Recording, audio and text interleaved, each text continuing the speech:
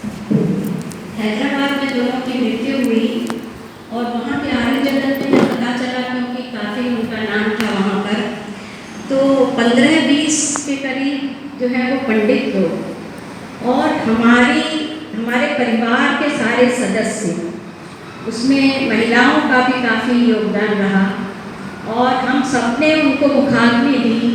और जितने अंत्येष्टि के मंत्र थे, जितनी देर तक अंत्येष्टि चलती रही, पहली बार हैदराबाद के उस स्मशान गृह में लोगों ने देखा कि इतने लोग एक साथ वेद मंत्रों का उच्चारण कर रहे हैं और उसमें आधे से ज़्यादा जो है वो महिलाएं हैं।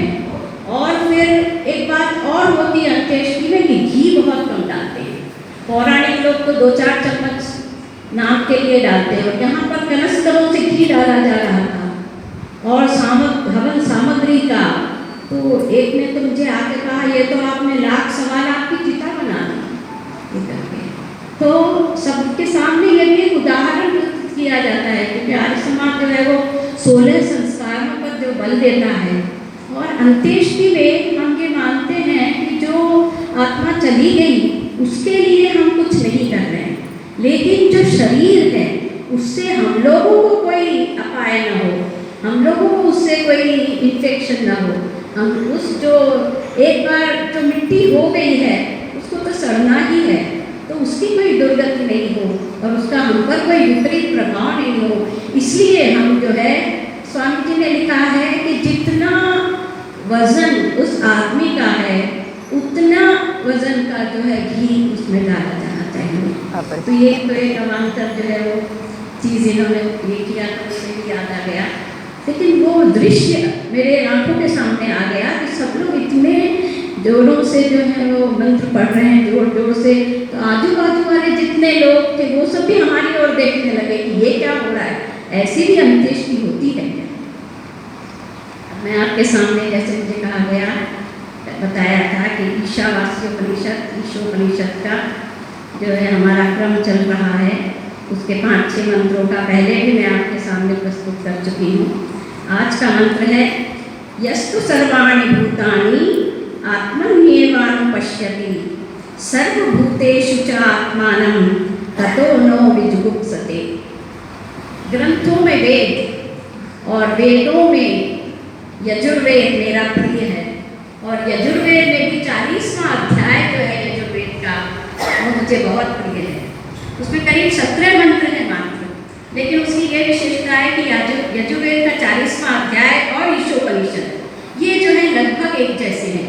तो 2-4 मंत्रों का फेरफार है, कुछ क्रम अलग है, लेकिन जो ज़्यादा आप दोनों सामने रखें 40वां अध्याय के मंत्र और इसके तो मंत्र आप कौन कौन से सेम है, उसमें कौन कौन से अलग हैं, क्या जो है कंपेयर एंड कॉन्ट्रास्ट करके आप पता लगा सकते हैं कि ईशोपनिषद और यजुर्वेद के 40वें अध्याय में क्या फर्क है।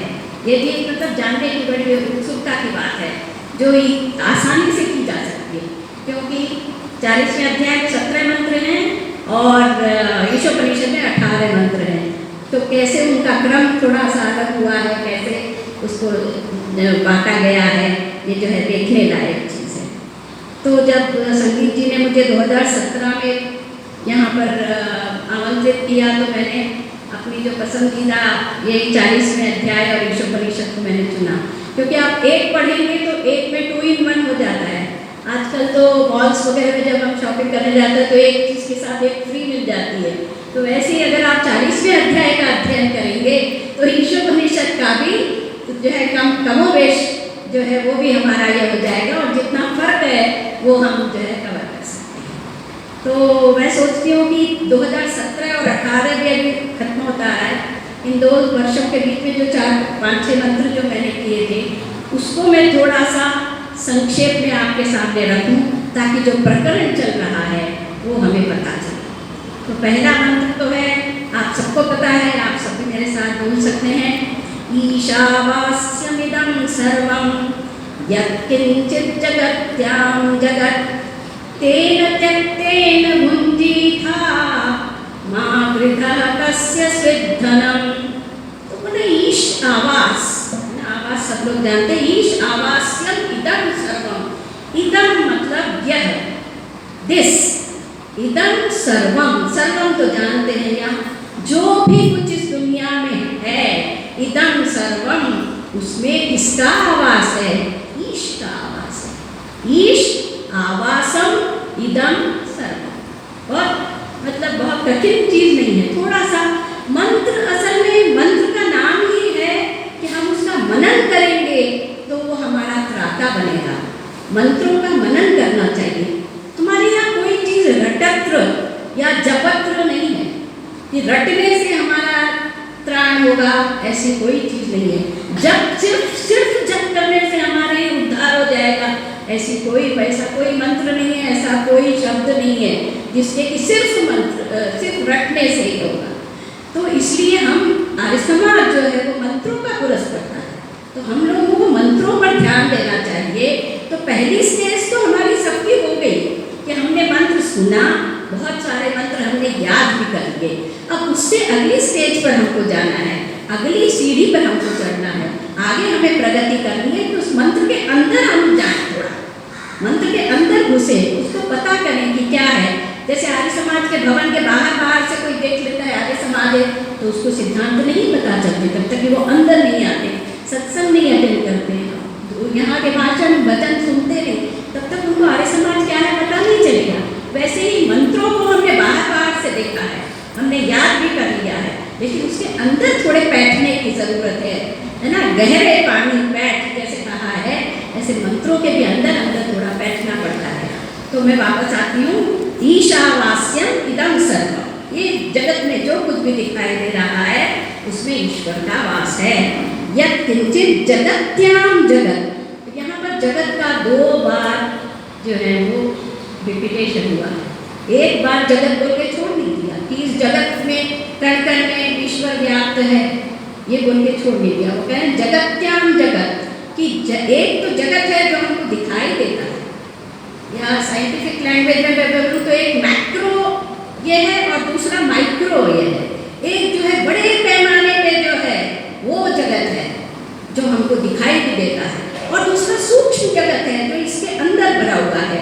मुझे ये जो माइक दिखाई दे रहा है, इसके अगर मैं टुकड़े करती जाऊँ तो अंदर जो कण कण है, हम लोग परमाणु तक पहुँच जाएंगे, अणु है, अणु से आगे परमाणु तक पहुँच जाएंगे। परमाणु के अंदर हम देखेंगे कि वहाँ भी कणों की गति हो रही है। तो जगत मतलब जहाँ गति हो रही है, तो उसके बारे में कहा गया है कि हर चीज़ गति कर रहा है। हम सोचें कि हम यहाँ बैठे हुए हैं, तो हम बैठे हुए नहीं हैं, क्योंकि हम जिस पर बैठे हैं पृथ्वी, वो पूरी गति कर रही है। 2 तरह की गति कर रही है, दिन रात के लिए अलग, और हमारे जो मौसम बन रहे सूर्य के यहाँ चारों तरफ अलग गति कर रही है। तो कुछ जगत गति करता हुआ हमें दिखाई देता है, कुछ जगत दिखाई हमें नहीं देता। तो वो जगत के अंदर का जो जगत है और जो बाहर का जगत है, इस सब में उस ईश्वर का वास है। तो ईश आवासम, आवास सबको पता है ना, वास माने रहना, बस्ती उसी से बोलते हैं। तो ईश आवासम इदं सर्वम, कोई सिलेक्टेड चीजों में, कोई चुनी हुई चीजों में नहीं है। सर्वम, सकल दुनिया में जो है जितनी भी चीजें हैं उसके हर एक कण कण में जो बड़ा दिखाई दे रहा है जगत, उसमें भी ईश का आवास है। और जो सूक्ष्म जगत है जिसे हम देख नहीं सकते, जो हमारे मन जो है, आत्मा है, उसके भी अंदर ईश का वास है। उसके आगे कहते हैं, अब मंत्र तो ये सुन लिया, अब जैसे मैं बच्चे को बोलूँ कि बेटा भगवान कण कण में रहता है, तो बच्चों में इतनी उत्सुकता होती है। हम जैसे जैसे बड़े होते जाते अपनी उत्सुकता कम कर लेते हैं कि हम सोचते हैं हाँ सब है, ये तो हमको पता है, इसमें लिखने की जरूरत नहीं। लेकिन जब तक हम बच्चे बने रहते हैं, हमें उत्सुकता रहती है, तो नई नई चीज़ें जानते हैं, हमारा ज्ञान बढ़ता है। तो अगर हम बच्चे से कहें कि ईश्वर का कण कण में वास है, तो वो मुझसे पूछेगा लाइट में भी है, बोलेगा नानी पंखे में भी भगवान है, इस जो है पिलर में भी भगवान है, ये दरी बिछी हुई इसमें भी भगवान है। ऐसा तो एक प्रश्न पूछता रहेगा। तो हम चूंकि बड़े हैं, हम दूसरों से प्रश्न पूछने में कतराते हैं, लेकिन हमको अपने आप से तो हम पूछ सकते हैं, है ना। तो अपने से भी प्रश्न पूछा करो ताकि अपना ज्ञान बढ़े। तो इसमें भी भगवान है, इसमें भी भगवान है, इसमें भी भगवान है, वो पूछेगा। और थोड़ा बड़ा बच्चा हो जाएगा, वो बोलेगा हाँ जी है भगवान, तो मैं क्या करूँ, है ना।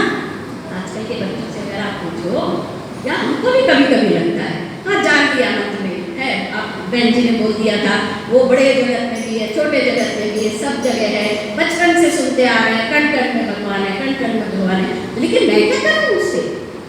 उससे मुझे क्या पता कर चले? उसके कारण मैं क्या करूँ? मेरे जीवन में क्या परिवर्तन आए? ये जानकर जब मैंने जान लिया कि कण कण में भगवान है, सब जगह भगवान है, तो मंत्र का दूसरा भाग कहता है तेन त्यक्तेन गुंजीता। जब भगवान हर जगह है तो हर चीज का मालिक वही है। अब मैं पहले भी मैंने आपको बताया था कि अगर मैं यहाँ पर कुर्सी पर बैठी हूँ तो जैसे ही सत्संग खत्म हुआ मैंने ये छोड़ा और मैं चल दूँ, ये नहीं कि मैं उसको साथ में लेके जा रही हूँ। तो मंत्र कहता है तेन त्यक्तेन गुंजीता। जब हम जानते हैं कि कण कण में भगवान है, वही सब चीज़ों का मालिक है, तो मुझे क्या करना पड़ेगा? मुझे अपना उससे मोह अलग रखना पड़ेगा। तेन त्यक्तेन गुंजीता, त्याग भाव से मैं उसका भोग करूँगी। गुंजीता मतलब भोग करना, त्यक्तेन, त्यक्त मतलब छोड़ देना, परित्यक्ता बोलते हैं ना, तो उसका त्याग भाव से हमको भोग करना है। वेदों में कहीं नहीं लिखा कि आप जो है दुनिया छोड़ के चले जाओ और वैरागी बन जाओ, ये सब जो है पौराणिक कल्पनाएं हैं। हमारे यहाँ तो बोलते हैं कि 100 साल तक जियो और कर्म करते हुए जियो और सारे भोग जो है भगवान ने, अरे कुछ मजाक में बोलते हैं कि ये मेरा नहीं है, मेरे बाप का माल है, तो वो सबसे बड़ा बाप हमारा वही है और उसी का माल है। तो हमको सब चीज़ें जो भी हमको मिलती हैं उनका भोग करते रहना चाहिए, लेकिन ये नहीं भूलना है कि हम उसके मालिक नहीं हैं, हम भोग रहे हैं। एक बस बहुत अच्छी है, डीलक्स बस का हमने टिकट कटवाया, उसकी सीट बहुत अच्छी है, उसमें एसी वगैरह लगा हुआ है, ठीक है, लेकिन जैसे ही गंतव्य स्थान आया हम उतरे तो वैसे जैसे हमारी जिंदगी खत्म हुई और वो चीज़ हमसे बिछड़ गई तो हमको उसको वहीं छोड़ देना है। हमको हमेशा याद रखना है कि ये चीज़ हमारी नहीं। जहाँ पर ममा बोलता है आदमी, हम लोग वहाँ भी हमने किया, उसमें बार बार हम बोलते हैं इदम न मम, इदम न मम, लेकिन वो हमारे जीवन में भी उतरना चाहिए। तो अगर वो मेरा नहीं है तो वो किसका है? तो बार बार हमको सब मंत्र याद दिलाते हैं कि सारी चीज़ें उसी की है, वही मालिक है। बाकी इधर उधर भी फोटो लगा के सबका मालिक है लिख देते हैं, उसमें कुछ मतलब नहीं है। असली मालिक तो जो है वही रहेगा, है ना।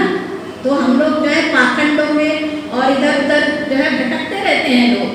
तो स्वामी जी ने हमको इतना अच्छा जब हाईवे बताया है, राजमार्ग बताया है, वो छोड़ के हमको इधर उधर कोई जो तथाकथित देवी देवताओं के तथाकथित जो है संत महात्मा के नाम पर आजकल जो गुरुडम चल रहे हैं और गलत लोग भी जो है अपनी दुकानें लगा के, यही बोलना चाहिए, होना नहीं चाहिए, लेकिन है यही हम लोग देख रहे हैं। तो हमको इधर उधर जो है भटकना नहीं चाहिए। तो स्वामी जी ने हमारे सामने जो वेदों का मार्ग रखा है उस पर चलते हुए, उन मंत्रों को अपने जीवन में उतारते हुए, तो हम कहेंगे कि तेन त्यक्तेन गुंजीता, कि मुझे किसी चीज़ से, तो मम जब बोलते हैं इदम न मम हम बोलते हैं, तो मम मतलब मेरा, है ना, उसी से बना है ममता, ममत्व। तो जो मम जो सर्वनाम है उसका जो है भावात्मक संज्ञा हो जाती है, जब उसमें ता या त्व लग जाता है। संस्कृत में बोलेंगे तो बोलेंगे ममत्व, हिंदी में बोलेंगे तो बोलेंगे ममता। और ममता तो सब जानते हैं, है ना, खासकर औरतें तो जानती हैं, आदमी भी अपने माँ से जो जुड़े हुए हैं वो ममता जानते हैं। तो हर चीज़ से हमको क्या हो जाता है, जैसे ही हमने जीवन धारण किया, धीरे धीरे बड़े होने लगे, एक बच्चे को भी एक खिलौना मिल जाता है तो बोलता है नहीं मैं नहीं दूंगा, है ना, उससे ले लो तो रोने लगता है और बोलता है नहीं ये मेरा है। तो हर चीज़ को हम जैसे जैसे बड़े होते हैं तो हमारे खिलौने बदलते जाते हैं, है ना। पहले तो छोटे मोटे खिलौने रहते हैं, बड़े लोग बड़े बड़े खिलौने ले लेते हैं, हाँ, कोई टीवी है, फ्रिज है, बंगला है, गाड़ी है, ये सब तो हमारे बड़े लोगों के खिलौने होते हैं और वो लेकर हम कहते हैं नहीं ये मेरा है, ये मैं किसी को नहीं दूंगा।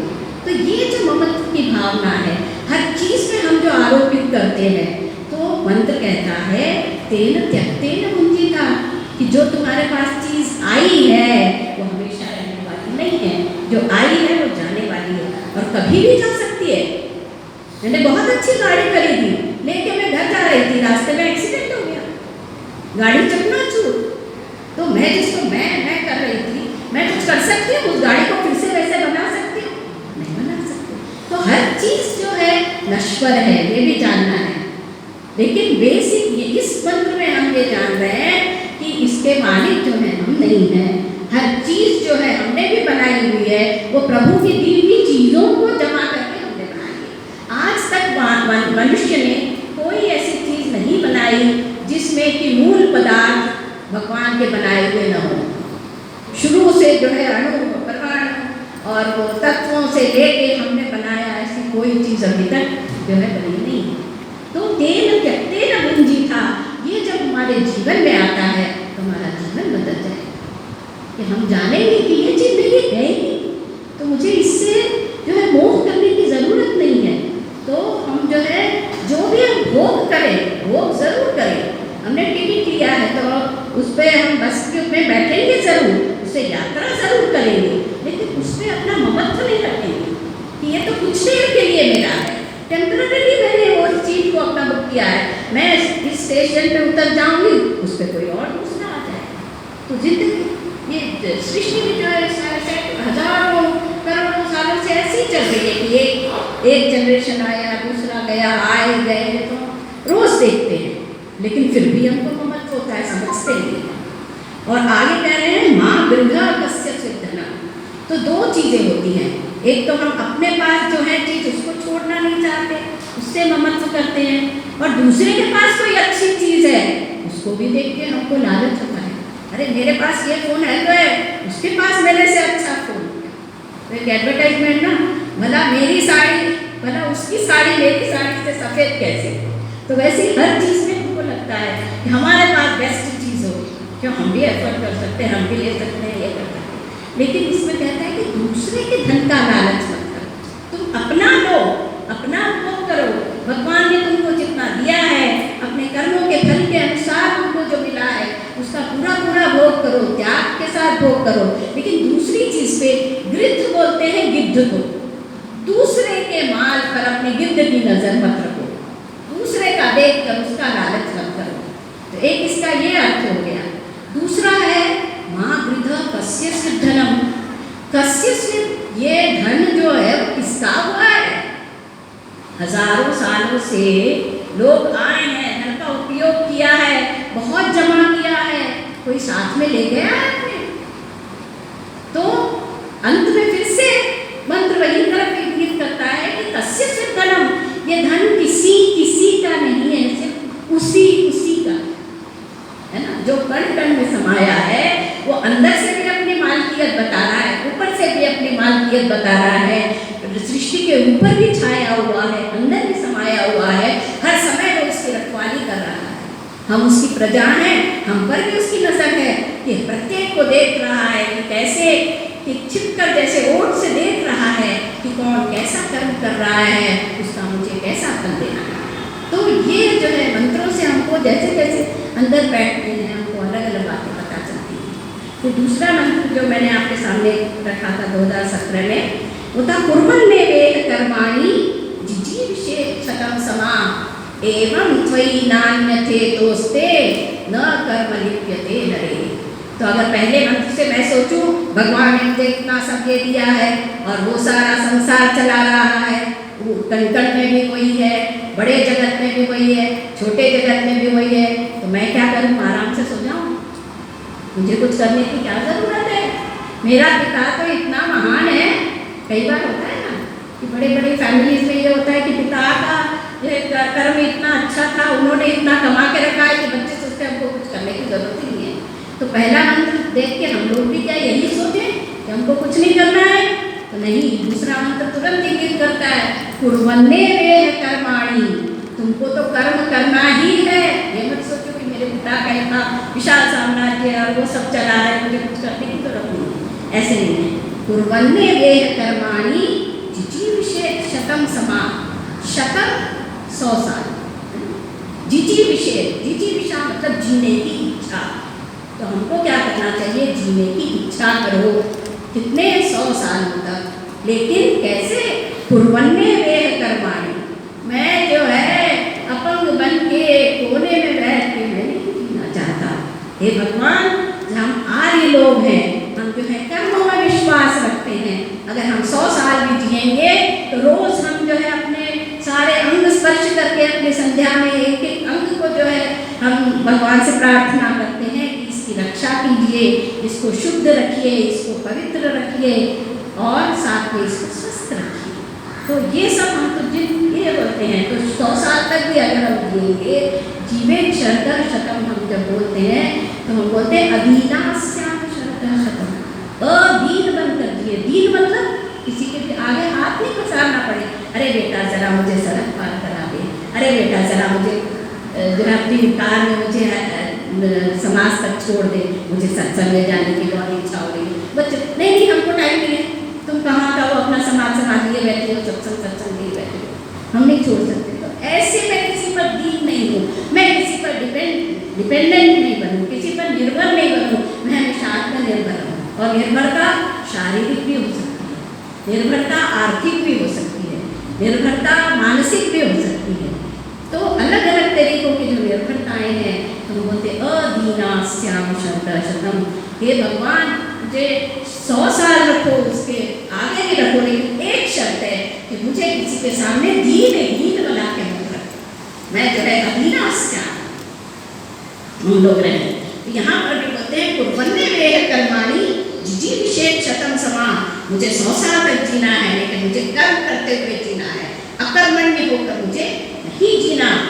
तो अब इसमें भी एक जो है, जैसे पहले शब्द में हुआ, पहले मंत्र में हुआ कि जब ईश्वर कंटन में है तो उससे हमको क्या शिक्षा मिलती है कि हम जो है त्याग पूर्वक हो करें, किसी दूसरे के मान पर अपनी नजर नहीं रखें। तो वैसे ही इस मंत्र के दूसरे भाग में बोलते हैं एवं त्वयि नान्यते दोस्ते न कर्म लिप्यते नरे, कि तुम्हारे सामने कर्म किए बिना दूसरा रास्ता नहीं है।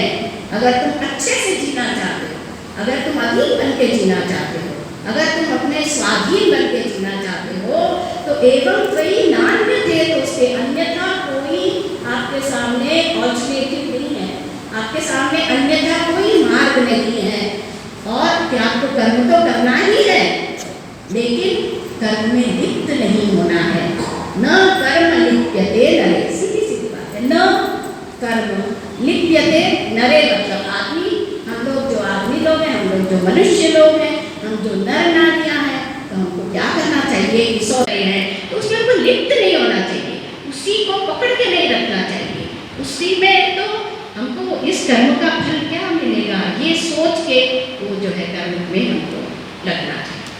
तो कोई भी कर्म में हमको लिप्त नहीं होना है और किसी चीज में हमको जो है उससे जुड़े नहीं रहना है।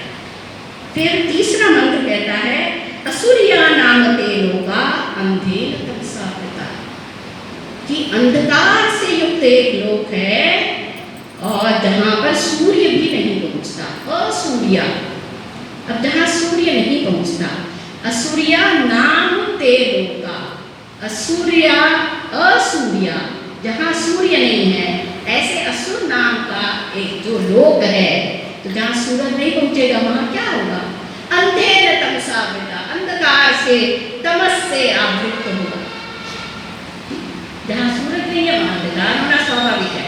तो मंत्र कहता है असुरिया नाम ते लोका अंधेर तमसा वृता, अंधकार ही अंधकार है, सादा अंधकार नहीं है, बड़ा गहन अंधकार है, जहाँ तक सूरज भी नहीं पहुँच सकता। नास्ते प्रेत्यापि गच्छन्ति ये के चात्मनो जनः, वहाँ ऐसे लोग जाते हैं, वहाँ ऐसे प्रेत योनि में होकर जाते हैं, ये के चात्महनो जनः, आत्महनन करने वाले, जना मतलब लोग, ऐसे लोग उस अंधकार वाले लोक में चले जाते हैं जिन्होंने आत्महनन किया।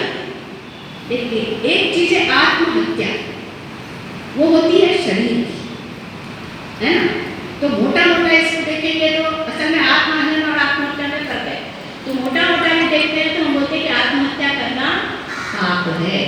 तो वो भी तो पहले ही अंधकार में गए हैं, तभी वो उस रास्ते पर जाते हैं। लेकिन ये मंत्र जो है ज्यादा गहन है, ये कहता है कि जो आत्महनन करते हैं, कि हम लोग तो आत्महत्या नहीं करते, लेकिन दिन में कितने बार हम अपनी आत्मा का हनन करते हैं। आत्मा अंदर से कहती है कि बेटा ये चोरी मत करो, इधर का लालच मत करो, ये तो पीछे हम जो कह आए हैं वो अगर हम करेंगे तो भी वो आत्महनन है। अगर आप अंदर से आत्मा कुछ बोल रही है, आप कुछ और कर रहे हैं, तो ये आत्मा को हम जो दबा देते हैं, अंदर की आवाज़ को हम दबा देते हैं, वो आत्महनन होता है। तो जितना हम आत्महनन करते हैं तो अंधकार हमेशा, स्वामी जी ने जहाँ जहाँ अंधकार तमस का अर्थ लिखा है उसको अज्ञान से जोड़ा है। प्रकाश जो है ज्ञान का प्रतीक है और अंधकार तमस ये सब अज्ञान के प्रतीक है।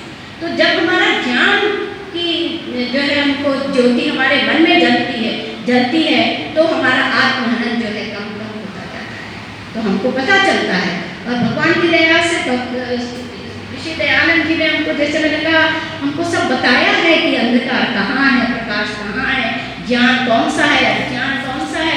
नहीं तो दुनिया के देखिए मेजॉरिटी जितने ज़्यादा लोग हैं वो लोग सब अंधकार के पथ पे ही चले और आत्महनन कर रहे हैं।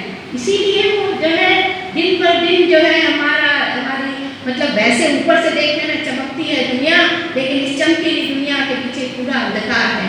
जितना आप भोगों में लिप्त होंगे और क्या करने आजकल, फिर भी समाज की जो छाया में आ गया, हम लोगों का अज्ञान अंधकार थोड़ा कम होता है तो हम लोग फिर भी ठीक है। लेकिन बाहर के जो लोग हैं आप देखिए, हर एक की क्या जिंदगी है, कोई आत्मा के बारे में कोई सोचता है? वो कई लोग तो मानते ही नहीं है कि कुछ आत्मा नाम की भी कोई चीज़ होगी, वही नहीं मालूम तो हम उसकी बात कैसे सुने, हम उसको प्रगति के पथ पर कैसे ले जाएं, उसका मालूम कैसे हो कि हमारी आत्मा पर गलत संस्कार पड़ रहे हैं, उनको कैसे दूर करें, अच्छे संस्कार डालें, बुरे संस्कारों से दूर रखें। इसी के कारण जो है हम अपनी आत्मा को, अपने को आत्महनन से बचा सकते हैं। तो हनन से बचाना ही जो है, पहले हमने 100 साल मांग लिए, कर्म भी हम कर रहे हैं, लेकिन हम कैसे कर्म कर रहे हैं? हमने जो है ये मान लिया भगवान कर्म करने हैं, त्याग पूर्वक हम भोग कर रहे हैं, वो सब करते हुए अपने को ये ध्यान रखना है कि कहीं मेरी आत्मा जो है गड्ढे में जा रही है कि ऊंचाई की तरफ कर रही है। देखिए हमको ये जीवन किस लिए मिला है? आत्मा का ये शरीर साधन है। जैसे हम स्कूल में जाते हैं, कुछ किताबें ले जाते हैं, बस्ता ले जाते हैं, पेंसिल पेन ले जाते हैं, वैसे भगवान ने हमको ये साधन दिया है कि बेटा प्रगति करो। अब हम जब मैं पैदा हुई थी तब मैं शायद 5वीं क्लास के बराबर अगर मेरी आत्मा के संस्कार थे, तो मुझे ये चाहिए कि मैं दिन ब दिन, मुझे भगवान ने जितना समय दिया है, मैं अपनी आत्मा की उन्नति करती जाऊँ और ये देखूँ कि अवनति ना हो, क्योंकि यहाँ प्रमोशन के साथ डिमोशन भी हो सकता है। आपने अच्छे काम किए, अच्छे संस्कार लिए, तो आपका जो है प्रमोशन होता जाएगा, आपकी आत्मा की उन्नति प्रगति पथ पर रहेगी। लेकिन अगर हम जो है गलत संगत में पड़ गए, गलत व्यसनों में जो है जुड़ गए, अपनी जिंदगी सारी उसमें जो है गलत कर रहे हैं, अपना समय जो है हमको लिमिटेड समय मिला है, तो उसका हमको जैसे अभी शिक्षण सत्र रहता है, तो अगर उस 10 महीने में जितना पढ़ेंगे तो आप अपनी परीक्षा में अच्छे ढंग से पास होंगे। वैसे हमको भी ये जो जीवन मिला है ये लिमिटेड है। वहाँ तो पता रहता है कि आपकी जो है एनुअल एग्जाम कब होंगे, वार्षिक परीक्षा कब होगी। आप यहाँ तो हमें पता ही नहीं है कि कब हमारी जो है वो ये वाली क्लास में जो हम हैं, ये जो साधन हमको मिला हुआ है, ये जो पेपर पर हम लिख रहे हैं, वो कब हमसे छीन लिया जाएगा पता नहीं। आज मेरा छीना है, उसका छीन सकता है, कल उसका छीन सकता है, किसी को पता नहीं। तो ये जब हमको पता है कि हमारी जो है लिमिट में है हमारी ज़िंदगी, कभी भी हो जा सकती है, तो ये सब चीज़ों का महत्व और बढ़ जाता है ना। क्या आपके पास अगर बहुत समय है, चलो अभी मुझे कहीं बाहर जाना है, कभी 8 दिन है ना, मैं आराम से ये करूँगी, अपनी तैयारी करूँगी। लेकिन अगर मुझे पता है कि मुझे शाम में ही जाना है, तो मैं झटपट ये करूँगी। तो हमको अपने जीवन में अपना समय व्यतीत जो है इधर उधर जो लगाते हैं वो नहीं करके, हर समय अपने हर काम जो हम कर रहे हैं वो देखिए उसमें कि हमारी आत्मा की उन्नति हो रही है या अवनति हो रही है, हम अपनी आत्मा का हनन कर रहे हैं या उसके अनुसार चल रहे हैं। इसके आगे का मंत्र कहता है, अनेच देकम मनसो जवीयो नैन देवा आत्मवन पूर्वमर्शत तत्थावतो अन्यानत्येति तिष्ठत तस्मिन् नको मातरिश्वा दधाति। अनेच देकम मनसो जवीयो। अब ये जो आगे के 2 मंत्र हैं उनमें विरोधाभास है। एक कहता है अनेच देकम, वो बिल्कुल हिलता कंपन नहीं करता है, लेकिन उसकी गति मन से भी तेज है। भगवान के बारे में बता रहे ना, हम बोलते हैं वो अंदर भी है वो बाहर भी है, तो इसमें भी विरोधाभास है। अगर कोई आदमी को हम देखें तो वो अंदर और बाहर साथ में रह सकता है क्या? कोई नहीं रह सकता। तो वो अकेला एक है जिसमें ये सब विरोधाभास जो है एक हो जाते हैं। तो वो क्या कहते हैं कि वो अनेक जब एकदम मनसो जब ही हो, वो हिलता डुलता नहीं है, लेकिन हमारे पास जो है प्रकाश की गति फिजिकल चीज़ों में सबसे ज़्यादा मानी जाती है और उससे भी ज़्यादा मन की गति मानी जाती है। प्रकाश को तो सूरज से यहाँ तक आने तक 7.5 मिनट लगते हैं, लेकिन मन को मैं भेज दूँ वो सूरज के परे भी दूसरे सूर्यमंडलों में, आकाश गंगा में, निहारिका में, सब जगह घूम के वापस आ जाएगा। वो तो आधे मिनट में, इतनी उसकी गति है। तो अनेक जब एकदम मनसो जब ही हो, तो वो परमात्मा जो हिलता डुलता नहीं है, लेकिन उसकी गति मन से भी तेज है। आपको जो मालूम है उससे भी तेज है। नैन देवा आत्मवन पूर्वमर्शन, देवा मतलब इंद्रियां, हमारी जो 5 ज्ञानेंद्रियां हैं, तो उनको भी देव कहा जाता है। तो न एन देवा, इन इंद्रियों से वो देखा, सुना, महसूस नहीं किया जा सकता। तो इंद्रियों से परे है, लेकिन जहाँ तक इंद्रियां जाती है वहाँ पर वो पहले से मौजूद है। अगर मेरी आँख जो है जहाँ तक जा रही है, मैं सोचूं कि मैं वहाँ तक भगवान को देख रही हूँ और वो तो यहाँ से हिलेगा नहीं, तो ऐसे नहीं है, क्योंकि मेरी इंद्रियां जहाँ तक जाती है वहाँ पर वो पहले से मौजूद है। किसी भी दिशा में आप भेज दो, क्योंकि कण कण में व्याप्त है। जो पिछले मंत्र हैं उन सबके संदर्भ जो है वो आगे चलते हैं, उनके संदर्भ में एक एक सीढ़ी हम चढ़ते जाते हैं। तो यहाँ पर हम देख रहे हैं कि वो भगवान जो है वो हिलता डुलता नहीं है, फिर भी उसकी गति इतनी तेज है। दूसरा विरोधाभास है कि इन इंद्रियों को दिखाई नहीं देता है, इन इंद्रियों से महसूस नहीं किया जा सकता, उससे परे की चीज़ है। लेकिन जहाँ इंद्रियाँ जाती हैं, जहाँ तक मैं सुन सकती हूँ उससे परे भी वो है, जहाँ तक मैं देख सकती हूँ उससे परे भी वो है, जहाँ तक मेरे हाथ पर जा सकते हैं, छू सकते हैं अपनी जो है, उससे भी वो परे है, वहाँ वो पहले से पहुँचा हुआ है। फिर तद धावतो अन्य अत्येव तिष्ठत्, जो दूसरी चीज़ें जो भाग रही हैं, तो वो तो कहीं जाता आता नहीं है, हिलता डुलता नहीं है, लेकिन जो चीज़ें भाग रही हैं वो जहाँ पहुँचती है वहाँ वो पहले से मौजूद। फिर वो जो है वो कछुए और इसकी कहानी थी ना, तो खरगोश जब अंत में पहुंचा तो देखा वहाँ कछुआ पहले से मौजूद था। तो पता चला कि कछुआ जो है ज़्यादा तेज सिद्ध हो गया, तो जो पहले से वहाँ मौजूद है वो ज़्यादा तेज है। तो जैसे मन से ज़्यादा गति है, वैसे ही ये भी बताया है कि जो दौड़ रहा है तो वो जहाँ तक दौड़ा तो वहाँ देखा तो भगवान जी पहले से मौजूद है। फिर उसके बाद तस्मिन् नको मातरिश्वा दधाति, और एक कमाल देखिए भगवान का कि हम जानते हैं कि पानी जो है वो हवा से वजनदार चीज़ है, वजनदार चीज़ नीचे रहती है और जो हल्की चीज़ है वो ऊपर होती है। पानी और तेल अगर हम मिला दें तो तेल ऊपर तैरता है क्योंकि वो पानी से हल्का है। तो हम जानते हैं कि हवा से पानी जो है वो वजनदार चीज़ है, लेकिन भगवान का जादू ऐसा है कि इस वजनदार चीज़ को, पानी को, जो समुद्र के समुद्र थे उसमें से उठा कर उन्होंने जो है आसमान में पहुंचा दिया, वायु के ऊपर बादलों के रूप में ऊपर एक समुद्र बना दिया, है ना। तो कई बार तो इतनी जोरों से बादल बरसते हैं कि हम कहते हैं कि भगवान बस करो, अभी जो है बाढ़ वगैरह आ जाती है कहीं कहीं पर। तो इतना पानी कहाँ से आया? जैसे हाथी की सूंडों से पानी बरसता है, ऐसे कहते हैं हस्ती नक्षत्र में बरसात होती है तो हाथी की सूंडों जैसी। तो इतना पानी कहाँ से आया? ये तो हल्का सा पानी था ऊपर, लेकिन वायु से वजन था, तो ये हल्का हो तो ऊपर गया कैसे? और इतने बादल बन गए, लेकिन सफेद दिख रहे थे, फिर काले दिखने लगे, फिर बरसने लगे। तो ये भी तो एक जो है कमाल है भगवान का। तो हम इस सृष्टि में तो देखने जाएं तो सब उसके कमाल ही कमाल है। एक एक चीज़ देख देख के हम लोग जो है वो अपने पिता के सामने नतमस्तक हो जाए।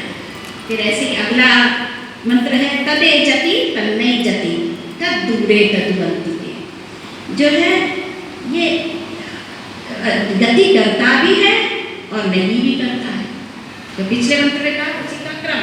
असल में शुरू में ईशावास्यम इदं सर्वम बताया, सर्वव्यापकत्व, बहुत सारे मंत्रों में उसके अलग अलग पहलू से बताते जा रहे हैं कि भगवान सर्वव्यापक कैसा है। तो ये बोलते हैं कि वो गति करता, वो चलता भी है और वो नहीं भी चलता, क्योंकि उसको चलने की जरूरत ही नहीं है, सब जगह पहले से मौजूद है तो उसको चलने की जरूरत नहीं है। लेकिन प्रतीत ऐसे होता है कि अरे हम यहाँ थे तो यहाँ भी दिख रहा था, वहाँ थे तो वहाँ भी दिख रहा था, जो गति करके कैसे पहुँच गया ऐसे। तो तदेजति तन्नेजति तद्दूरे तद्वंतिके, ये तो हम लोग बचपन से सुनते हैं। तो वो दूर भी है और वो पास भी है। दूर कब तक है? जब तक हम उसको जानते नहीं तब तक वो दूर है। हमें से भी आपस में भी हम देखते हैं कि अगर मैं इनको ऊपर ऊपर से जानती हूँ, सत्संग में मिलते हैं, नमस्ते नमस्ते होती है, उतना ही जानते हैं, तो हम उनसे उनके अंदर तक बैठे नहीं हैं। तो भगवान को भी हम जो है ऊपर ऊपर से तो जानते हैं कि हाँ अंदर है हमारे, हमने इतने मंत्र पढ़े, सब किया, लेकिन जब तक हम मंत्रों में बैठते नहीं, जब तक मंत्रों के अर्थ नहीं समझते, तब तक भगवान के बारे में भी हमको पूरी जानकारी नहीं मिलती, तब तक हम उससे दूर ही बने रहेंगे। तो उसके नज़दीक नज़दीक जितना हमको जाना है, तो हम अपने वेदों के ज्ञान को अपने बढ़ाएं, तो हम उसके जितना, फिर भी अंत में नेति नेति कह देते हैं कि जितना भी उसके बारे में जान वो कम ही है, तो वो कुछ ना कुछ तो दूरी अपनी बनाए रखता है। और फिर मोक्ष में जब हम जाते हैं तब फिर उसके एकदम नज़दीक हो जाते हैं। तब तक हमारे कुछ ना कुछ दूरी उससे बनी रहती है। तो हमारे जीवन में हमको ये प्रयत्न होना चाहिए कि हम धीरे धीरे उसके नज़दीक जाएं। फिर बोलते हैं तद अंतरस्य सर्वस्य, वो सबके अंदर भी है और सर्वस्यास्य बाह्यतः, पूरी सृष्टि को उसने घेर के रखा है, ऊपर से नीचे से सब। जैसे हम आचमन करते समय हम बोलते हैं कि भगवान आप ही हमारे वो अमृतो वस्त्रमसि अमृता विधानमसि, आप ही हमारे बिछाने हो, आप ही हमारे ओढ़ने हो। और जिसका ओढ़ना और बिछाना इतना बढ़िया हमारा सिक्योरिटी करने वाला कोई है, तो हमको किस बात की फिक्र हो सकती है। तो वो हमारे अंदर भी है, हमारे बाहर भी है, हम उसको ओढ़ना बिछाना बना सकते हैं और आराम से अपना जीवन यापन उस पर निर्भर होकर कर सकते हैं। तदंतरस्य सर्वस्य तदु सर्वस्यास्य बाह्यतः। अब तक मैंने जो मंत्र पढ़े थे, ये मैं पिछला जो है पुनरावलोकन कर रहे थे हम लोग। आज का मंत्र जो मैंने अभी पढ़ा आपके सामने, यस्तु सर्वाणि भूतानि आत्मन्येवानुपश्यति सर्वभूतेषु च आत्मानं ततो नो विजुगुप्सते। और फिर से जैसे मैंने कहा कि ईशावास्यम, पूरा उपनिषद का नाम ही ईशावास्य उपनिषद है कि ईशावास कहाँ है, उसके अलग अलग पहलू से, अलग अलग एंगल से हम लोग उसकी तरफ देख रहे हैं। अब ये रहता है ना कि अब देखिए टीवी में कवरेज होता है तो सारा अच्छे से बताने के लिए अलग अलग एंगल पे कैमरे रखे जाते हैं, लाइटें लगाई जाती हैं, ताकि उसके पूरा उसके बारे में पता चले। तो वैसे ही जो है वेद का ज्ञान भी जो है हमको अलग अलग तरीके से बार बार हमको बताता है। फिर भी मतलब हमारे दिमाग में घुसने को टाइम लगता है ना, कि जैसे हम कहते हैं कंटक में भगवान, लेकिन उसका असर क्या होना चाहिए, हमारे जीवन में क्या होना चाहिए। तो ये हम इधर देखेंगे कि यस्तु सर्वाणि भूतानि, यह तू जो, तो सर्वाणि मतलब सारे, भूतानि मतलब भूत मतलब जितने प्राणी हुए हैं, है ना। हम अभी जब यज्ञ प्रार्थना बोलते हैं, उसके बाद जो है सबके सुखी रहने की प्रार्थना करते हैं, तो वहाँ भी हम लोग बार जीवधारी, प्राणधारी, हमारी जो भी प्रार्थना है हमारे अकेले के लिए नहीं है। हमारी संस्कृति हमको खुद में जो है जयशंकर प्रसाद किए हैं, अपने में सब कुछ भर व्यक्ति कैसे विकास करेगा, यह एकांत स्वार्थ भीषण है, अपना ही नाश करेगा। तो हमारी संस्कृति कहती है कि तुम अगर अपना अपना इससे कुछ सोचोगे तो वो तो नाश के पथ पे तुम जा रहे हो। तो जब कभी हमारी प्रार्थना होती है वो सबके लिए होती है। पहले मेरे से मैं जो अपने परिवार तक पहुँचती हूँ, परिवार से मेरा जो समाज है, समाज से मेरा नगर है, नगर से मेरा देश है, फिर वसुधैव कुटुंबकम वाला जो मेरा बड़ा परिवार है, वहीं तक हम सीमित नहीं रहते। जितने प्राणी मात्र हैं, जितने सांस लेने वाले हैं, जिन जिन प्राणियों में आत्मा रूप जो है वो रखा हुआ है, तो उन प्राणियों तक हम पहुँचना चाहते प्राणिनस्तु सर्वाणि भूतानि आत्मन्येवानुपश्यति। हर प्राणी को देख के मुझे लगे कि मुझमें जैसी आत्मा है वही इसमें आत्मा है। अब इसमें एक शब्द है अनुपश्यति। अनु देखिए, करण मतलब कोई काम कर रहा है और मैंने किया अनुकरण, मैं उसके पीछे पीछे तो मतलब नकल की मैंने। नकल करने के लिए पहले मुझे देखना पड़ता है कि कोई क्या कर रहा है। उसने हाथ उठाया, चलो सब लोग हाथ उठाओ, है ना। एक ने ताली बजाई तो हम सब लोग उसका क्या करते हैं, अनुकरण। तो करना, ताली हुई, अनुकरण, जो बाकी जो पहला बजाया वो कर रहा था और जो बाकी सबने बजाया उन्होंने क्या किया, अनुकरण किया। तो यहाँ वैसे ही अनु जो होता है, जो मैं पहले पैदा हुई, मेरे बाद में जो पैदा हुआ, ज मतलब जन्मना, तो वो अनुज हुआ। ऐसे ये सब लोगों ने हमको जो राह बताई उस पर हम जब चल रहे हैं, उन्होंने शरण किया, हम उनका अनुसरण कर रहे हैं। तो अनु माने पीछे, यहाँ पर लिखा है अनुपश्यति। तो पहले अनुपश्यति के पहले पश्यति आएगा। पश्यति माने देखना। जब मैं योग में गई, मैंने साधना की, मैंने ध्यान लगाया और मैंने अपने अंदर देखा, तो क्या देखा अंदर?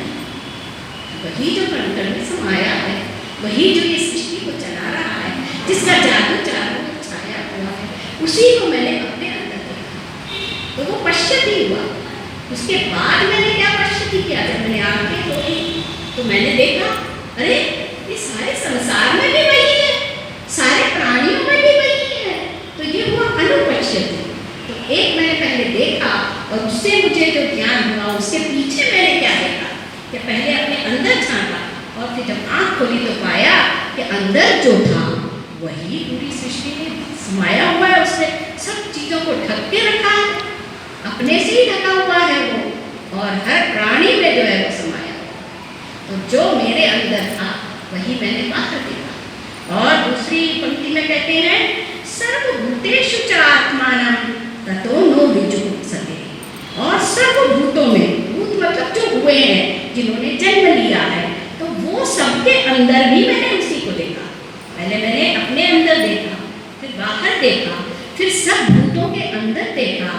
अब फिर से वही प्रश्न होता है, अगर कोई बच्चा हो तो वो बोलेगा कि ठीक है, देख लिया जी मैंने, अंदर भी देख लिया, बाहर भी देख लिया, सब प्राणियों में भी देख लिया, सब जलचर तलचर नभचर सब में देख लिया, लेकिन करूँ क्या मैं इसका? तो लेकिन जब ये अवस्था में आप पहुँच जाते हैं कि आपने अपने अंदर जो देखा, जो बाहर देखा, हर प्राणी में जो देखा, तो आपको एक एकत्व नजर आता है। हम हमेशा अनेकत्व देखते हैं कि ये प्राणी ऐसा है, वो प्राणी वैसा है, ये आदमी ऐसा है, वो। और भगवान ने तो एक एक नमूना हम लोग को ऐसा बनाया है कि किसी का चेहरा किसी से मिलता नहीं है। एक नाक देखने जाओ तो किसी के किसी से नहीं मिलेगी। तो हम अनेकत्व तो हमेशा देखते हैं, लेकिन इस अनेकत्व में जो एकत्व है वो यह पश्यति स पंडितः, ये कहा है एक श्लोक में कि जो अंदर का देखता है, ऊपर ऊपर का भी। पिछले दिनों हमको अष्टावक्र की भी कहानी सुनाई ना, तो अष्टावक्र ने कहा कि आप सब चमड़ी देख रहे हो, ऊपर की, अंदर देखो। अगर आप सचमुच में पंडित हो, इतने पंडितों की सभा रहती है और आप मुझ पर हंस रहे हो कि मेरा शरीर 8 जगह से टेढ़ा है, इसलिए उसका नाम अष्टावक्र पड़ा। अष्ट मतलब 8, वक्र मतलब टेढ़ा होना। उसकी जगह 8 जगह से टेढ़ी थी, तो उसको देख के सब पंडित हंसने लगे। तो बोले आप सचमुच के पंडित नहीं हो, क्योंकि आप ऊपर के शरीर को देख रहे हो, अंदर देखो, जो एकत्व है वो देखो। तो जब हमारी दृष्टि ऐसी हो जाएगी कि अंदर बाहर सब जगह हमको वही एक नजर आएगा, एकत्व नजर आएगा, तब हमारी दृष्टि में क्या होगा?